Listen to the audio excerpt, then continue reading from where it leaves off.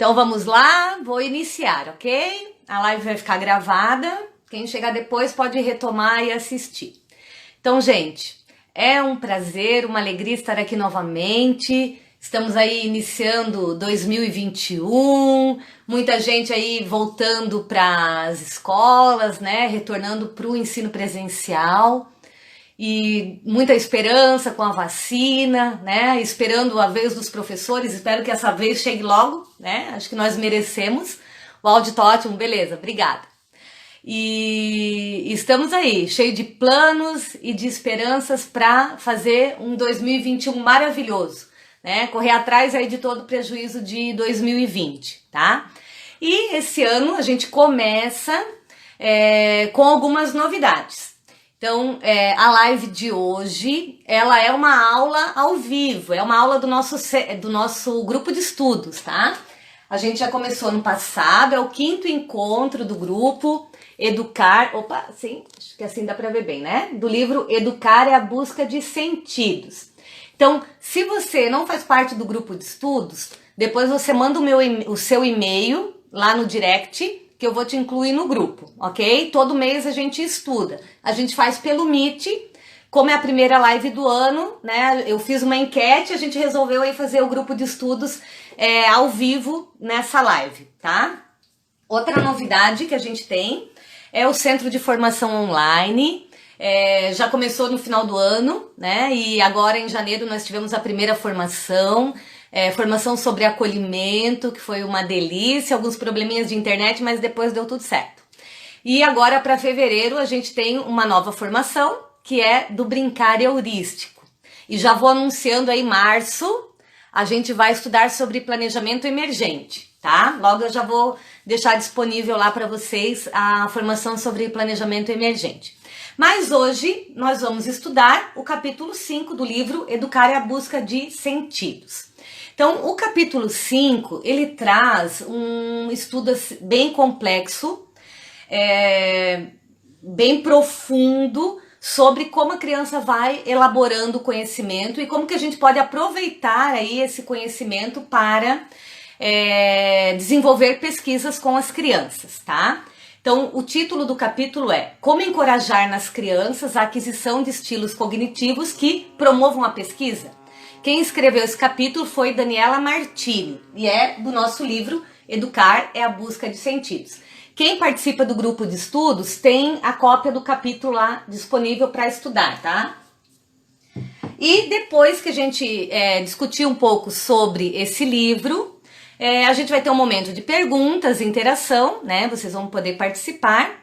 E a gente vai sortear um curso do Centro de Formação Online. Então, a professora sorteada vai poder escolher o curso. Pode ser um que aconteceu no passado e que ela acabou não fazendo, ou um curso aí que vai acontecer ao longo do ano, tá bom? A gente vai sortear no final da live ao vivo. Então, vamos lá. Para começo de conversa, eu vou contar uma história rapidinho para vocês, para contextualizar, porque aí ao longo do capítulo a gente vai retomando essa história para a gente conseguir aproximar a teoria da prática, tá? Então vamos lá. Eu apresentei na formação sobre o acolhimento. Quem não participou, depois pode estar buscando lá no centro de formação, tá?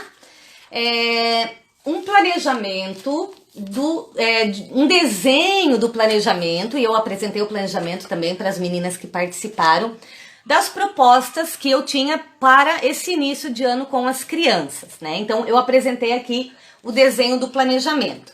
E uma das estratégias que eu desenvolvi com as crianças foi organizar cantos, né? Até por questões de protocolo, né? Para que não houvesse aí aglomeração entre as crianças. Então, tem muitas opções dentro da sala para que eles possam brincar e interagir.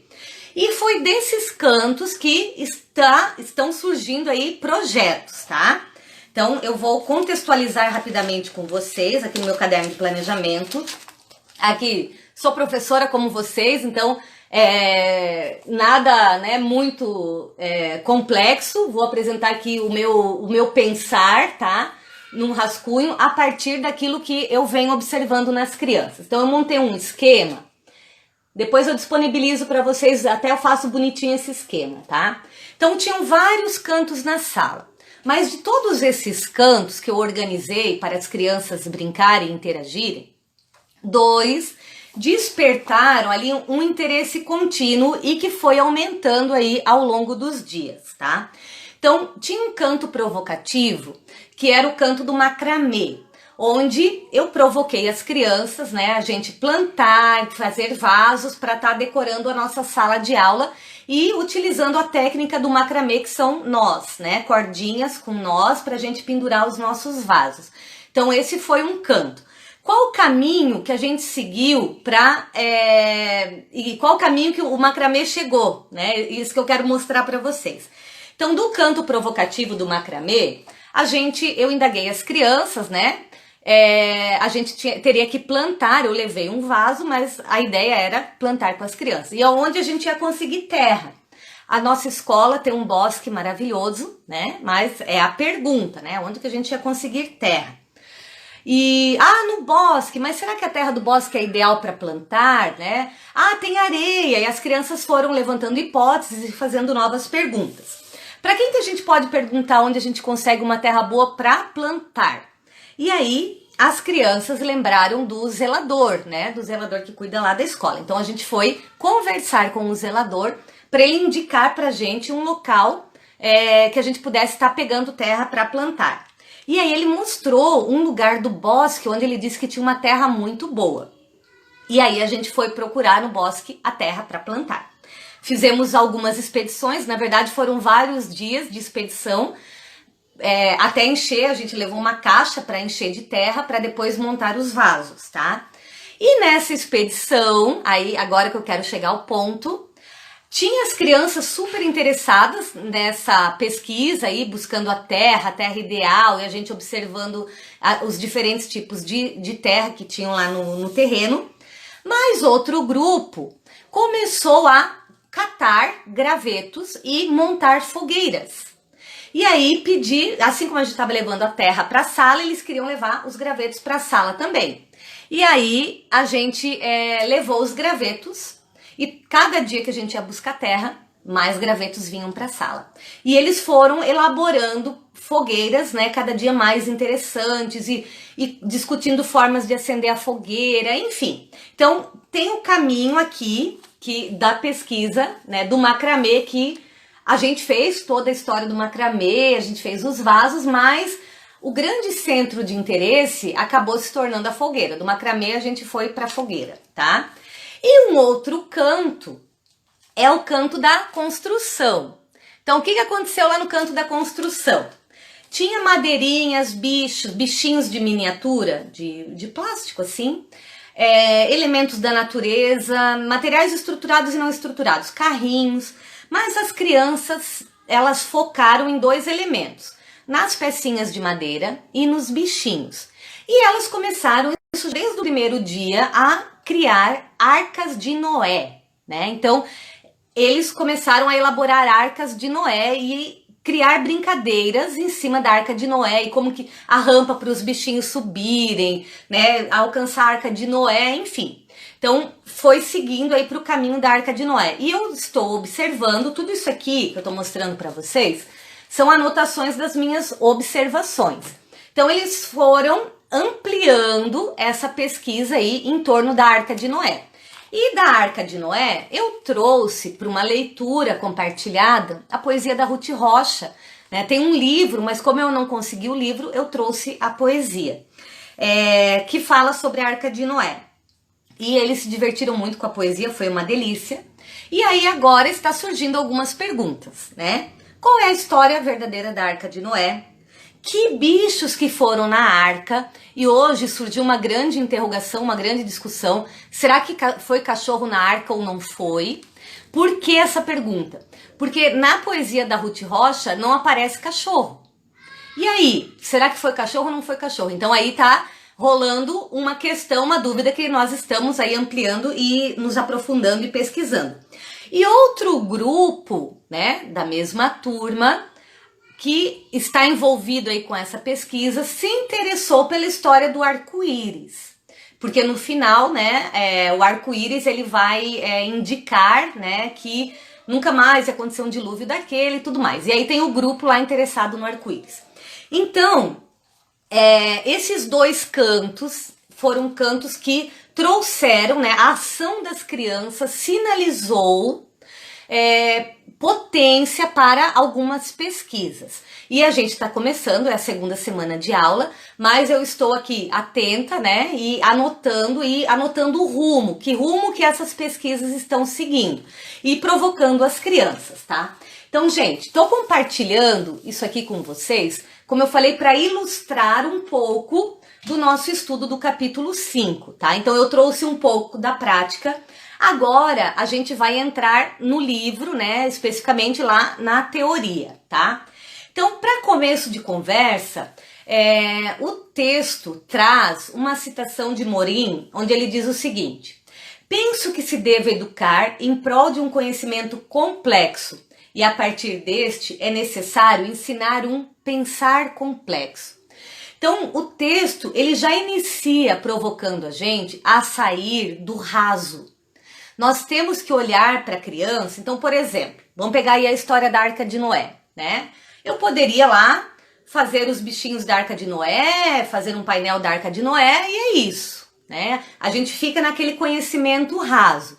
Mas qual que é o meu objetivo? É aprofundar esse conhecimento, é sair do raso e levar a criança a pensar sobre questões que elas mesmas trazem sobre a Arca de Noé e criar aí novas perguntas. A mesma coisa a história da fogueira, que eu estou elaborando aí algumas estratégias para que a gente estude também essa questão da fogueira a partir daquilo que eles estão trazendo. Então, é o professor dialogando com a ação da criança e buscando sempre um aprofundamento, né? Sair do raso e aprofundamento são as duas palavras que eu trago para marcar esse início de conversa. Só abrindo um parênteses aqui, como sempre eu organizo slides. No final da nossa live eu vou estar disponibilizando os slides para vocês, tá? E aí vocês podem estar usando informações com os grupos de vocês, estudando, né, e se aprofundando mais sobre aquilo que eu estou trazendo aqui pra gente dialogar, tá? E aí, o texto ele começa com uma provocação. O professor tem que instituir na educação infantil a cultura da pergunta. E aí eu provoco vocês a pensarem qual é o lugar, qual é a posição que a pergunta ocupa na sua prática, na sua sala de aula. Nós estamos acostumados a trazer tudo pronto para as crianças. E eu digo nós porque eu tenho que me policiar o tempo todo. Quando eu vejo, já estou levando a resposta pronta. E aí eu mesma tenho que o tempo todo ficar me cuidando. Por quê? A gente precisa ensinar a criança a dialogar com a incerteza, né? Então, é a incerteza, é a dúvida que vai gerar o interesse e vai provocar aí a elaboração do conhecimento. Então, a incerteza, ela é diferente do saber absoluto. Então, a gente tem que sair daquele pedestal de que a gente sabe tudo, né? De que nós somos os donos do conhecimento, e a criança precisa aprender com a nossa postura pesquisadora e indagadora a ser uma pessoa, uma criança, um cidadão pesquisador e indagador. Se ela convive com um adulto cheio de certezas, o que a gente está ensinando para ela, né? A questão é que a gente tem que estar sempre certo, né? Até a ideia, né, de que a gente não pode ser contrariado. Então gera toda uma questão da insegurança, a nossa própria ação, essa nossa mania, né, de querer dominar todo o conhecimento. E a gente não conhece tudo. Algumas perguntas que as crianças trouxeram também me fizeram pensar sobre, né, algumas questões relacionadas, por exemplo, à Arca de Noé. Então, a gente precisa aprender a desenvolver estilos cognitivos que instiguem aí a pergunta, né? Projetados para a pesquisa, tá? E aí essa atitude indagadora. E aí eu trago aqui, refletindo sobre a leitura do texto. A gente tem que trocar o ponto final, né, pela interrogação. Então, em vez da gente estar sempre trazendo a resposta pronta, a certeza, a gente tem que começar a levar a pergunta. Mas será? Será que é assim? E o que você acha, né? Devolver a pergunta, gerar um ciclo de diálogo onde a criança ela está sendo sempre provocada a pensar sobre as coisas, como as coisas funcionam. Então, estimular, incentivar, buscar no cotidiano, né? E exercitar a dúvida, né? Esse exercício da dúvida deve fazer parte aí da rotina do cotidiano da educação infantil. Esse processo de construção de aprendizagem, ele vai determinar mudanças de ordem quantitativa e de ordem qualitativa. Então, quando você desenvolve esse estilo cognitivo voltado para a pergunta, para a dúvida, você está aumentando na criança, né, no outro, a capacidade e a eficiência das estruturas de processamento e de elaboração da informação. Isso fica no campo quantitativo. E se a gente pensar no campo qualitativo, o que vai gerar isso? É a reorganização do conhecimento. Então, aquilo que eu sei, junto com aquilo que você sabe, se transforma aí num novo conhecimento. A criança vai ampliando a visão. É isso aí, Elisa. Ampliando a visão dos pequenos. E é esse o nosso objetivo, né? É não ensinar a pensar só sobre uma direção. A gente tem que olhar para todos os ângulos, analisar, ponderar os vários pontos de vista, buscar várias fontes, não se contentar só com uma resposta, né? Eu acho que essa é a grande provocação do livro, tá? E aí, ele traz algo que é muito importante a gente pensar, principalmente em se tratando de avaliação. Como a gente já estudou no passado, teve muita gente aí que fez o curso da documentação pedagógica, e aí tem um módulo lá específico sobre avaliação. A avaliação, ela começou já lá no primeiro, antes de iniciar a aula, quando a gente faz lá a entrevista com os pais, a anamnese, né? Ali a gente começa a conhecer a criança, começa a olhar para essa criança, começa a buscar entender essa criança. Mas a gente tem que ter a noção de que não é possível ter o controle total das aprendizagens. Como que eu vou garantir que eu sei tudo aquilo que a criança sabe? Como que eu vou ter esse controle do que ela aprendeu? É difícil. E aí, qual que é a atitude do professor? É essa atitude indagadora e proporcionar para eles mais experiência. Quanto mais experiência, observação. Então, como a gente estudou no curso do acolhimento, né, é professor com antenas ligadas, né? A gente tem que estar observando e o tempo todo captando aquilo que a criança traz, refletindo, interpretando o contexto, interpretando a ação da criança. Mas a gente vai se aproximar das suas ideias, concepções e conhecimento. Então a gente vai ter sempre uma noção daquilo que a criança sabe, mas você pode ter certeza que ela sabe muito mais, né? É isso aí, a escuta atenta, né? Como diz a Juliana, sair da caixa, né? Só ampliar os diálogos, é isso aí. Vão interagindo, aí eu tô sem óculos, mas eu tô conseguindo. É isso aí, ligar as antenas, né? Como a gente viu lá no curso de acolhimento. Então, a gente não consegue controlar tudo que a criança aprende. Muitas vezes ela vai além daquilo que a gente acredita que ela sabe. E a gente vai perceber isso em que momento? Geralmente no momento da brincadeira. É ali que ela vai trazer, muitas vezes, o conhecimento real dela, né? Aquilo que, a forma com que ela está elaborando esse conhecimento. Na brincadeira que ela vai demonstrar. E nos diálogos, nas conversas também, né? Mas muito é na brincadeira. É ali que ela demonstra, como eu falei da fogueira, eu até fiz um post sobre a fogueira. Vejam, algo que convoca a nossa ancestralidade, né? Crianças de 4 anos montando fogueira, brincando ali, tentando acender o fogo com a ficção das pedras. Então, veja que conhecimento que essa criança traz. Quais foram as experiências que ela já teve para adquirir esse conhecimento de montar fogueiras?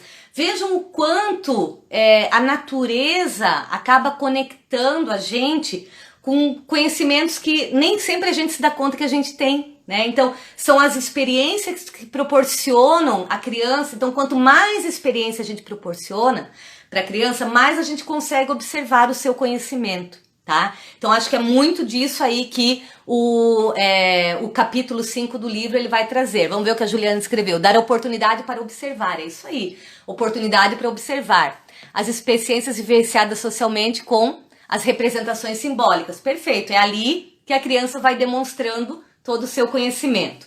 E qual que é o nosso papel, né? Então o texto ele vai dizer que nós devemos favorecer os processos de aprendizagem por meio de construção de contextos problematizantes. Vejam, contextos problematizantes. Esse é o papel do professor. É você levar a criança a um espaço que gere a pergunta. Não é um espaço pronto.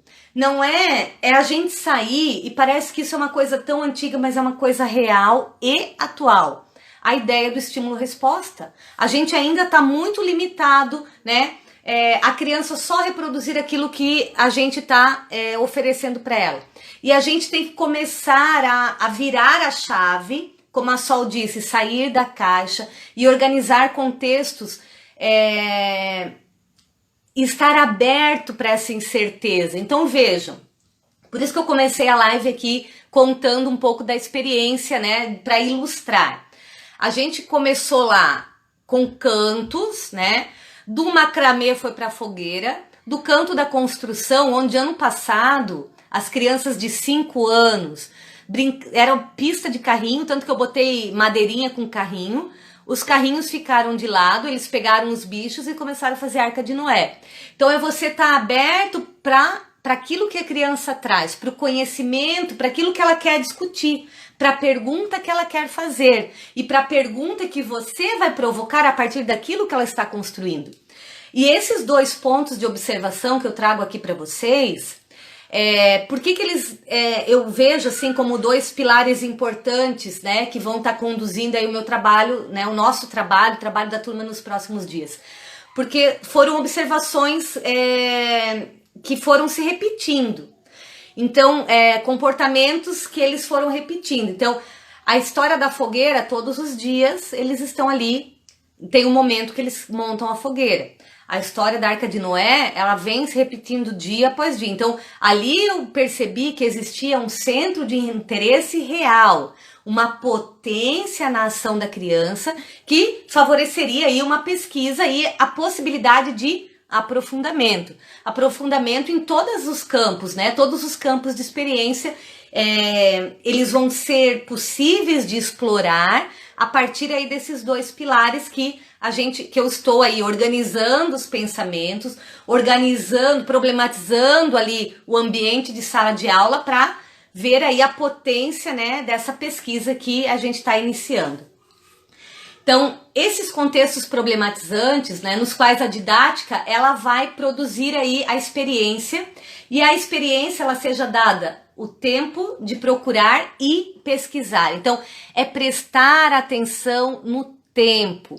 E aí, gente, esse é outro ponto importante. Falamos, né, organização de contextos, a gente tá falando, quando a gente fala de contexto espaços e materiais. Outro ponto importante é o tempo para a criança criar. E aí, eu já conversei, por exemplo, as crianças na minha escola, eles têm todo dia 30 minutos de inglês e depois eles têm programa motor, que é como se fosse uma educação física também, 30 minutos. E aí, às vezes, a gente tá no meio da construção, né? E aí entra a professora de inglês. Aí ela já sabe que o nosso canto da construção, ele precisa ser preservado, né? As nossas arcas de Noé, elas vão ficar lá e aí ela faz lá o momento dela com as crianças, porque depois as crianças vão continuar ali naquela pesquisa, tá? Então, a questão do tempo, ele precisa ser respeitado, pensado e planejado para favorecer essa pesquisa e aprofundamento. Esse é o nosso papel.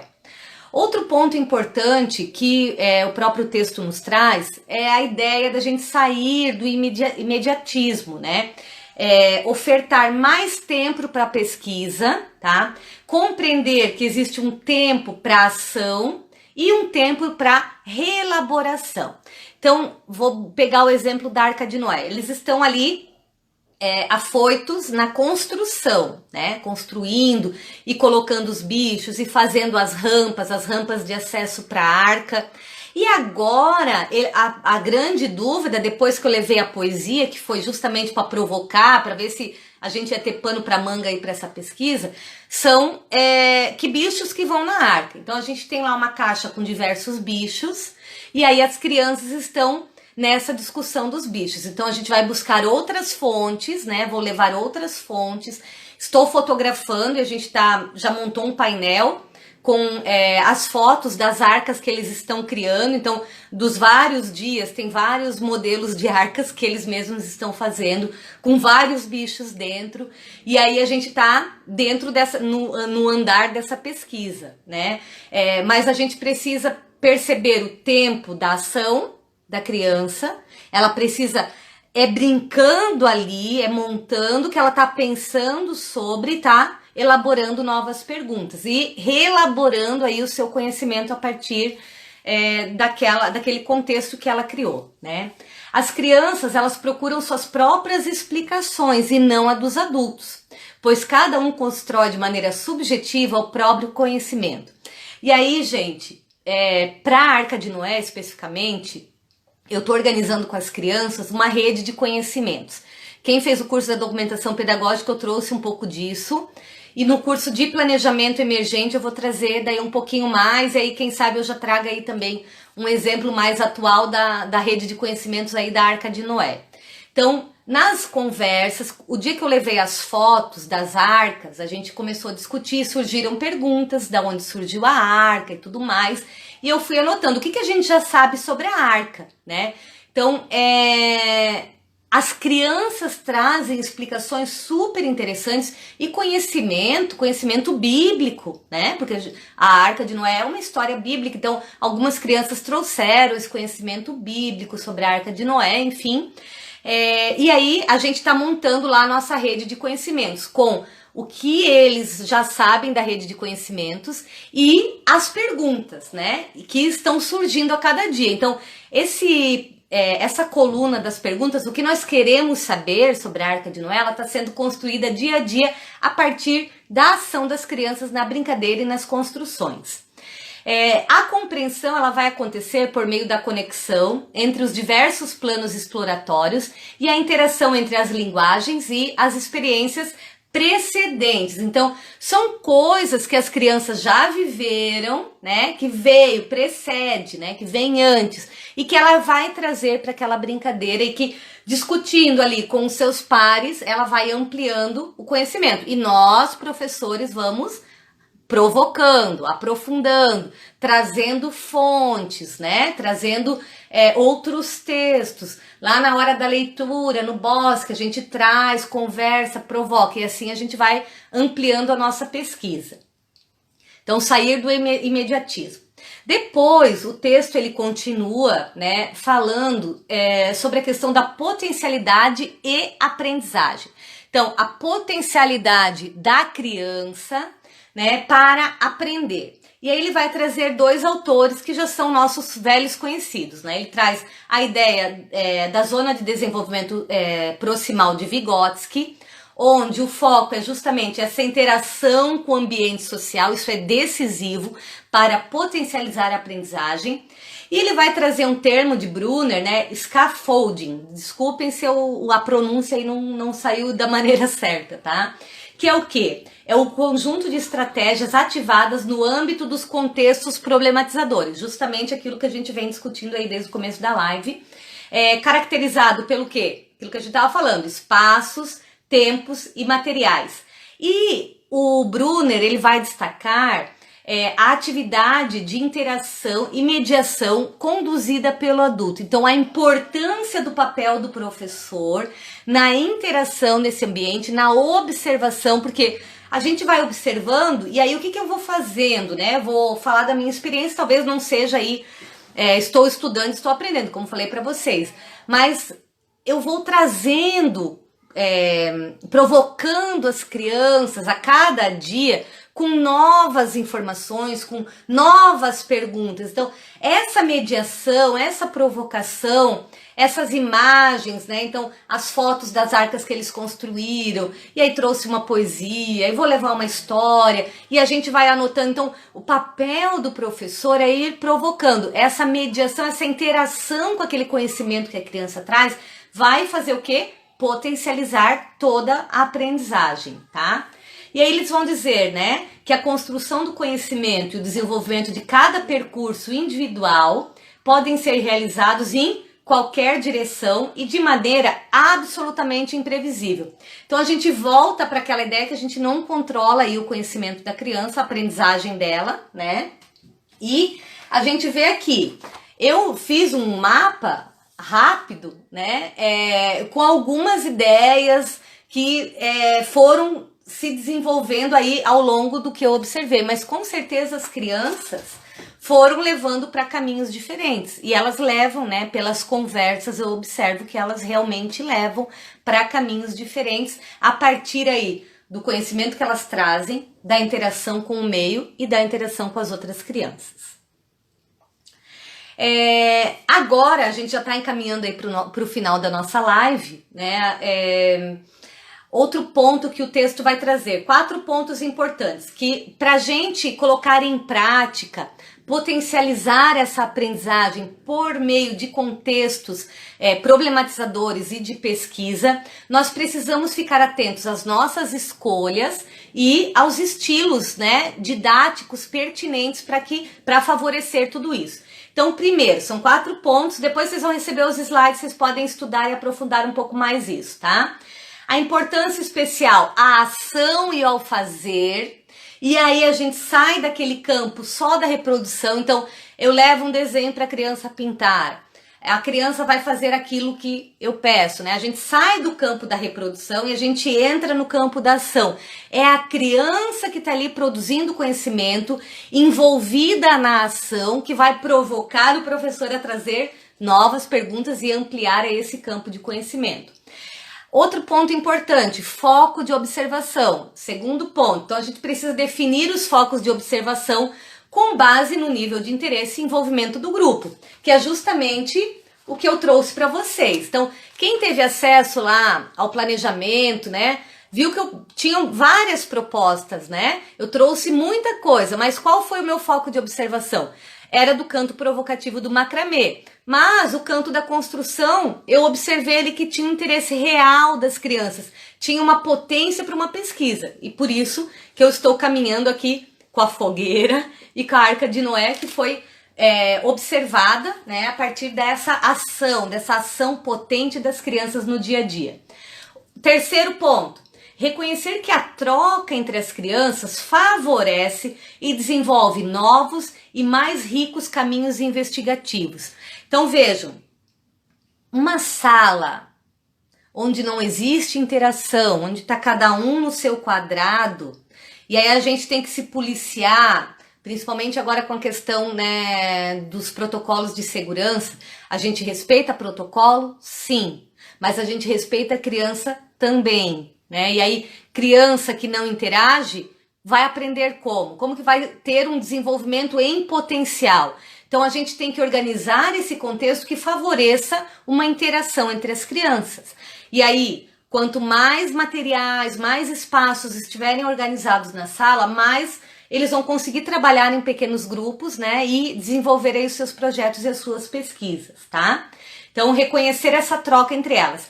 E o quarto ponto é um adulto capaz. Vejam que ponto fundamental. Um adulto capaz de se inserir na experiência lúdica da criança, a partir do brincar, para encontrar as modalidades que levam ao aprofundamento dos problemas declarados. Então é eu de corpo presente, interagindo com as crianças, numa presença real, né? Além de uma observação, é uma ação do professor e principalmente uma ação brincante. Eu quero estar com as crianças, eu estou atenta ao que eles fazem, eu estou atenta ao que eles falam, né? Porque isso é muito importante para potencializar a aprendizagem, que é todo o contexto aí que a gente vem estudando ao longo desse capítulo. E aí, gente, as perguntas, a gente volta, né, para as perguntas, elas são o instrumento fundamental, o instrumento guia para desenvolver, prosseguir e até mesmo modificar a direção aí evolutiva de um projeto. Então, vejam, a própria história da Arca de Noé surgiu com o canto da construção. Então, as fogueiras, né? Surgiu lá, a gente foi pesquisando onde a gente vai conseguir terra, foi o contato com a natureza que acabou gerando aí esse caminho, essa pesquisa para as fogueiras, né? Então, as perguntas que vão determinando os caminhos que a gente vai seguir. É claro, né? E aí, quem me conhece sabe o quanto eu sou didática nesse ponto, né?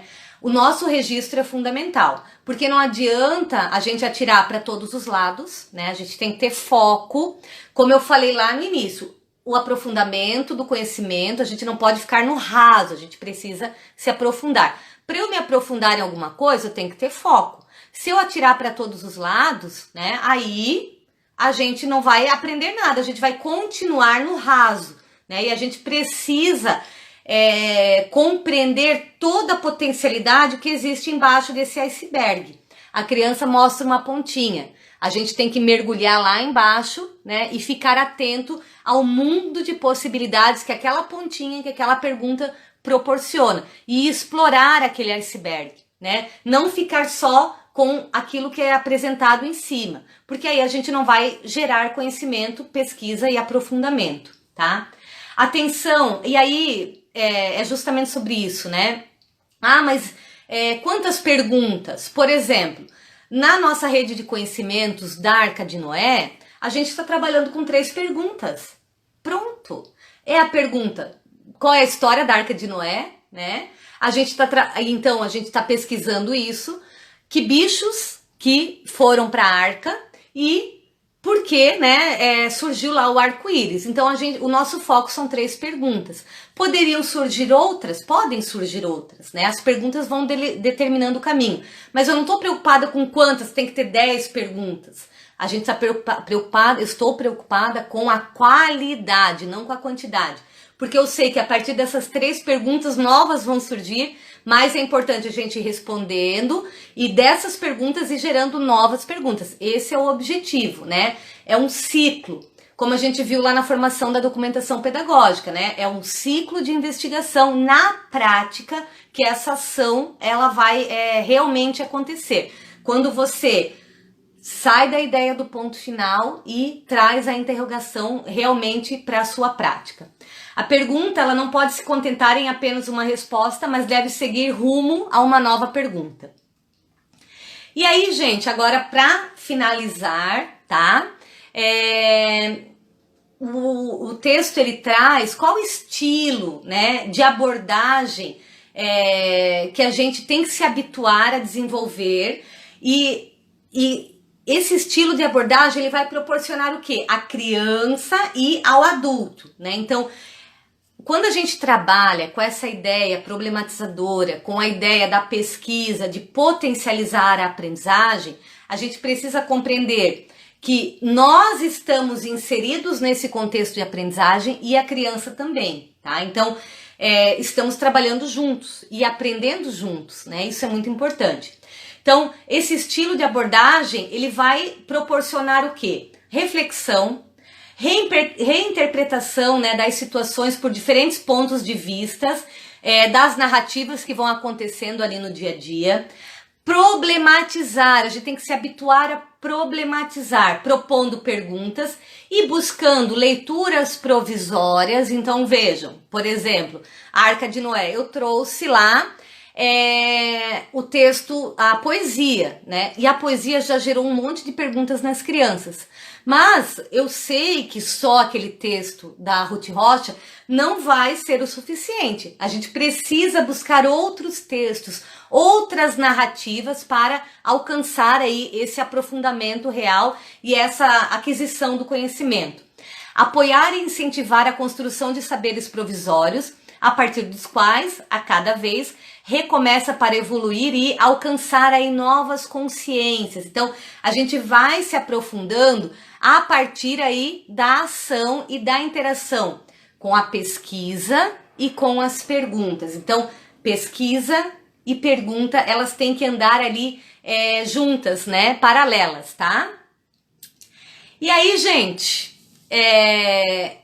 eu acredito, né, que esse estilo cognitivo, ele é difícil de ser aplicado, ele exige do professor muita pesquisa, muita ação, muita interação com a criança, uma observação constante, registro o tempo todo, né? Então, isso eu procuro trazer ali na minha prática, tá? Mas principalmente a nossa disponibilidade, é algo que eu venho falando sempre nas formações, é eu querer estar ali, é eu estar atento à ação das crianças, né, e estar disposto a essa interação, tá? Então acho que um pouquinho, né, do capítulo 5, com certeza ele é grande, ele é complexo, tentei ilustrar para a linguagem aí ficar mais acessível, e agora eu abro para as perguntas. Então vamos lá. Quem gostaria de colaborar, como é grupo de estudos, né? No grupo de estudos a gente conversa mais, tá, gente? Aqui foi, como é live, eu acabei trazendo, assim, um pouco mais do conteúdo que a gente estuda no grupo de estudos, mas no grupo de estudos a gente interage, né? A gente faz pausas, mas eu vou fazer a pausa agora e quem tiver alguma pergunta pode estar fazendo nesse momento. Vamos lá? Quem tem perguntas, comentários... A live vai ficar gravada, depois eu vou disponibilizar no YouTube e no Instagram também, tá bom? Tá bom, Edna, linda? Beijo, querida. Alguma pergunta? Alguma colaboração aí, meninas do grupo de estudos? Obrigada, Elisa. Obrigada aí pelo comentário, né? Ela disse que o conteúdo foi incrível. Muito obrigada. Alguém gostaria de perguntar? Então, enquanto vocês estão aí pensando nas perguntas, vamos lá, pergunta, gente, vamos perguntar. A conversa foi toda sobre perguntas, né? Espero ter gerado algumas indagações aí em vocês. Então, eu vou divulgar aqui, para fevereiro, dia 26 de fevereiro, nós teremos uma formação sobre brincar heurístico. Então, vocês sabem já como funciona.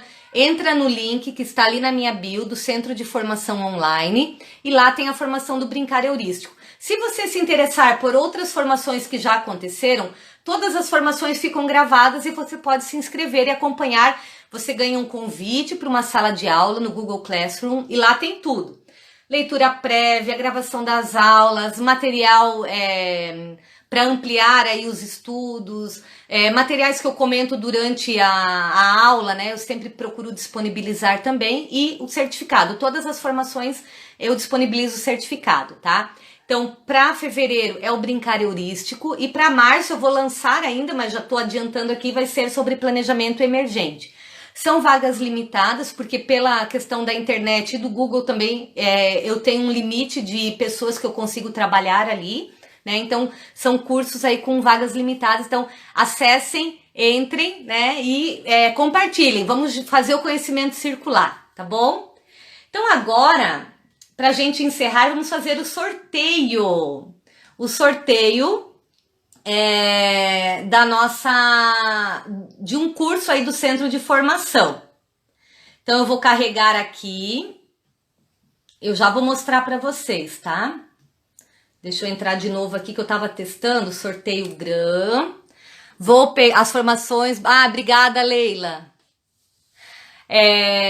Tô entrando aqui na página do sorteio pra gente ver quem vai ser aí a nossa ganhadora desse mês. Todo mês eu vou fazer sorteio, tá? Gostei de brincar disso. Vamos lá, aqui. Eu vou tirar o meu celular do tripé. Vou virar, olha o carão aí. Opa, aqui, viro aqui. Opa, só um pouquinho. Deixa eu voltar lá. Vou sortear de novo, que aqui, sortear número, vamos lá. Olha lá, 3, 2, 1, vamos ver. Quem é? Lua Mora. Não conheço, não lembro quem é essa prof aí. Será que ela tá presente? Lua Mora. Foi o comentário 29. Deixa eu voltar aqui. Então eu vou entrar em contato. Ah, a Gi quer ganhar de novo, Gi. Quem ganhou foi Lua Mora. Não sei quem, não lembro quem é essa prof. Se alguém conhece, se pronuncia aí. E depois eu vou estar colocando lá, né? Entrando em contato com a professora e disponibilizando um curso que ela vai poder escolher. Documentação pedagógica, mini história. Que mais? Acolhimento, brincar heurístico, planejamento, vamos ver, diário de bordo com foco nos registros. Ah, isso mesmo, Sil. O diário de bordo com foco no registro das vivências do professor amplia nossas observações da aprendizagem e desenvolvimento da criança. Isso aí é fundamental, eu não consigo trabalhar sem diário de bordo, tá? Eu tô anotando o tempo todo, né? Eu tenho o caderno, já falei para vocês, um espaço para cada criança e um espaço geral do grupo onde eu vou anotando aí as questões que vão ocorrendo no dia a dia. Então, gente, quero agradecer. Depois vou entrar em contato aí com a Lu Amora, não conheço, não lembro quem é essa prof. Parabéns. Agradeço a participação, agradeço todo o apoio, o carinho que vocês estão sempre me dando para que eu continue aí fornecendo, né, e estudando com vocês. Na verdade, a gente vai buscando nessa interação online ampliar os nossos conhecimentos. Então, eu aprendo nessa interação com vocês. Então, eu quero agradecer imensamente o carinho, a paciência e a confiança. Muito obrigada. Vou disponibilizar a gravação e os slides, tudo lá na nossa página do Instagram e na sala de aula do Google Classroom das duas turmas do grupo de estudos, tá bom? E quem quiser participar, manda um e-mail que eu já encaminho o convite. Certo, gente? Então, um beijo no coração, fiquem com Deus e muito obrigada pela participação e pelo apoio. Boa noite, bom trabalho e até mais. Tchau, gente! Tchau, muito obrigada.